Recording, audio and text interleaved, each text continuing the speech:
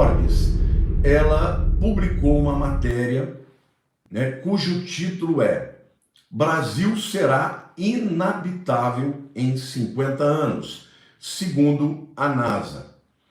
Eu vou ler para vocês aqui, diretamente do site, que diz assim: até 2074, Brasil pode ser um dos 5 locais inabitáveis do planeta, diz a NASA. O aquecimento global, por conta do aumento das temperaturas, seria a principal causa para a mudança climática. E aí eles dizem assim: a Agência Espacial Norte-Americana, a NASA, alerta que em 50 anos o Brasil pode se tornar inabitável por causa do aquecimento global.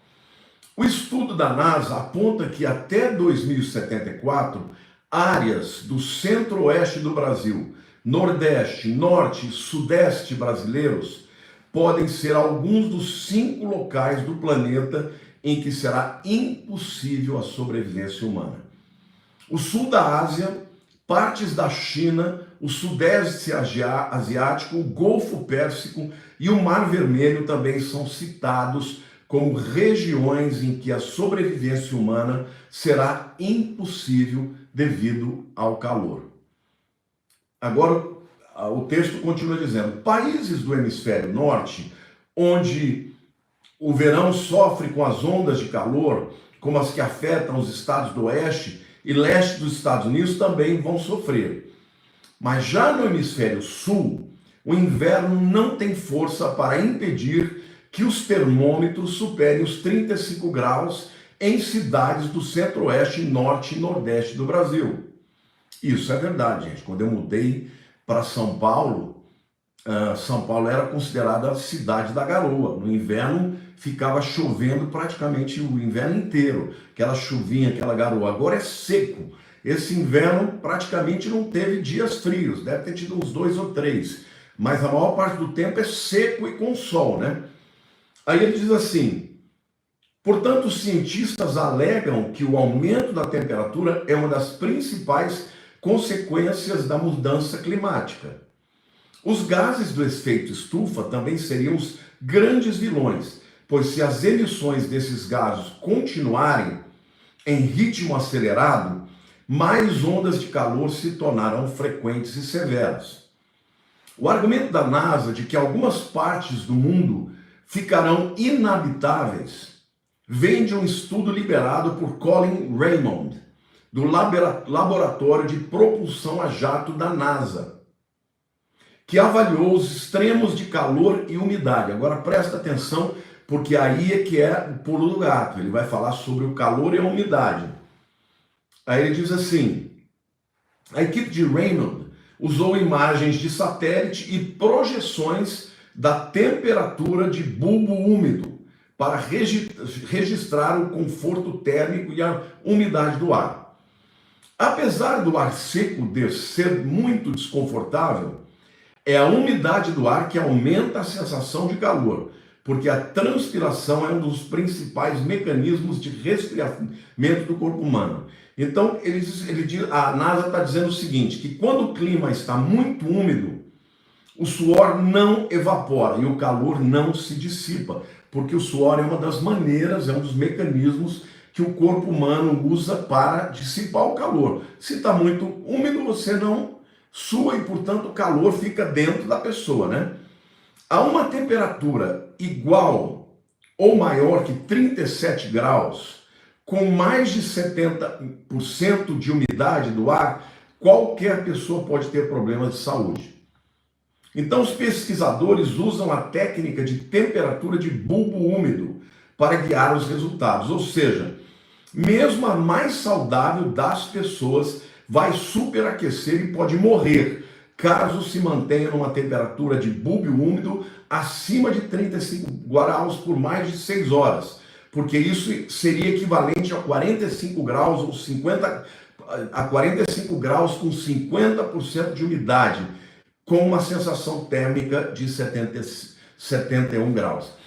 O que a NASA disse é o seguinte, gente, que por causa do aumento da temperatura, o efeito estufa, vai aumentar demais a temperatura, inclusive no inverno. Mas por causa da umidade, em países como o Brasil, por exemplo, a sensação térmica é muito pior.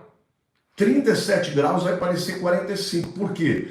Porque quando está úmido, a pessoa não sua. Se ela não sua, ela não perde calor. Se ela não perde calor, fica insuportável. Então, estes lugares são citados como lugares por razões diferentes, mas no caso do Brasil é essa, umidade juntamente com calor, né? De maneira que ficará insuportável para as pessoas, né, viverem no planeta. Agora, gente, o que acontece? Porque se vocês repararem, nós estamos aqui no Brasil numa latitude em que todos os outros continentes têm países desérticos. Vocês já repararam isso? Por exemplo, se você pegar a latitude comparável do Brasil, você vai ter a África, principalmente uma área da África onde é muito deserto. Se você pegar, por exemplo, a Austrália, né, que é um país continente, a Austrália também, a grande maior parte do seu território é desértico. E por que o Brasil não é um país desértico? O Brasil não é um país desértico por uma questão geográfica muito peculiar. Vocês sabem, né, que o vento vem do mar, né, vem do Atlântico, do Oceano Atlântico, e ele invade ali a floresta amazônica. E ele vai na direção procurando chegar lá no Oceano Pacífico, mas ele não consegue chegar no Oceano Pacífico por causa da Cordilheira dos Andes, que é uma cadeia de montanhas muito altas. Então, o que acontece com os ventos que vêm do mar? Eles batem na Cordilheira dos Andes, não podendo seguir para o oeste, eles começam a descer. E quando descem, eles tornam a Amazônia uma floresta muito úmida. A prova disso, gente, é que os países que estão na Cordilheira dos Andes para o Oceano Pacífico são todos muito secos. O Chile, por exemplo, o deserto do Atacama é o lugar mais seco do mundo, porque não chega a umidade que vem do mar, que vem do Oceano Atlântico. Então, quando a umidade bate na Cordilheira dos Andes, ela começa a descer, ela alcança primeiro a floresta amazônica e vai descendo para o sul do Brasil, passando primeiro, né, pela região centro-oeste, depois sudeste. Esta é a razão porque nós temos um país abençoado, um país que tem bastante umidade. Agora, o que os cientistas estão dizendo é que quando aumenta muito a temperatura em lugares úmidos, aí o fenômeno deixa de ser um fenômeno positivo e passa a ser um fenômeno negativo. Porque a sensação térmica vai ser muito maior, com uma temperatura de 37 graus, as pessoas vão sentir como se fosse 45 graus, não vão conseguir transpirar e o resultado disso... Gente, tá chiando, paciência, eu não sei o que eu posso fazer. Eu estou gravando aqui, vocês, por favor, permaneçam assim. Meu celular, preciso trocar, é velho e... Então, de qualquer forma, vocês não vão perder a live por causa disso, tá? Mas não percam tempo reclamando do som não, porque senão vocês deixam de aprender as coisas que eu estou falando aqui para vocês. Bom, então, a verdade é que os cientistas estão falando que 150 anos. Algumas pessoas disseram para mim, mas pastor, 50 anos passa muito rápido, é muito longe daqui, né? Não, 50 anos passa muito rápido. Eu não vou estar vivo daqui a 50 anos, provavelmente, né? Não vou estar com 113 anos em 2074. Mas os meus netos estarão vivos, então é uma preocupação. Agora, mais uma vez a Bíblia tinha razão. Mas eu estou dizendo que mais uma vez a Bíblia tinha razão, porque a Bíblia falou que no final dos tempos haveria um aumento extraordinário da temperatura. E aí algumas pessoas vão dizer, ah, pastor, mas isso é o aquecimento global. Não interessa, né? Hoje a gente entende as razões que podem existir, mas o fato é que a Bíblia disse que isso iria acontecer. Então eu vou ler com vocês lá em Apocalipse 16, versos 8 e 9, que fala o seguinte: O quarto anjo derramou a sua taça sobre o sol, e foi-lhe dado queimar os homens com fogo. Com efeito, os homens se queimaram com intenso calor, e blasfemaram o nome de Deus, que tem autoridade sobre estes flagelos, e nem se arrependeram para lhe darem glória.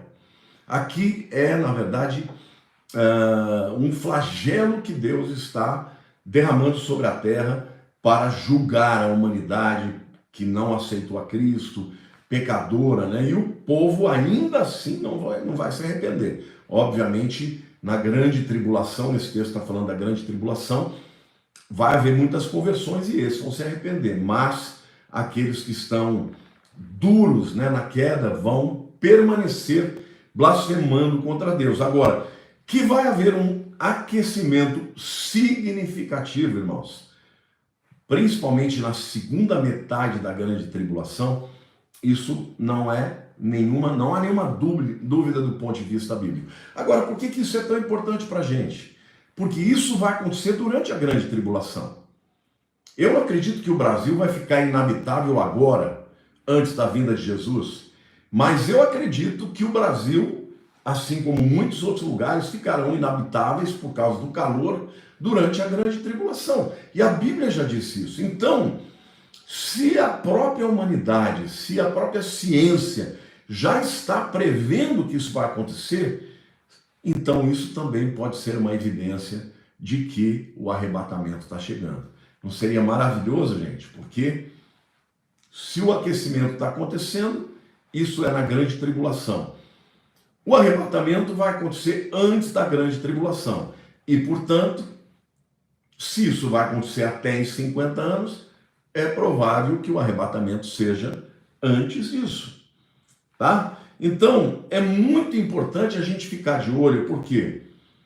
Porque para que haja o arrebatamento e o início da grande tribulação, nós sabemos que vai ter que haver um acordo de paz.